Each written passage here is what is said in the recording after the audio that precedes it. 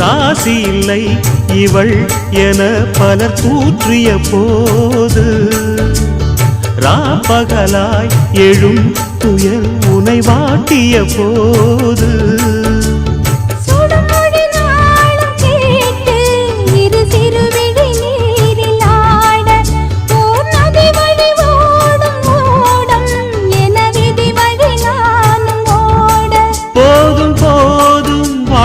என்று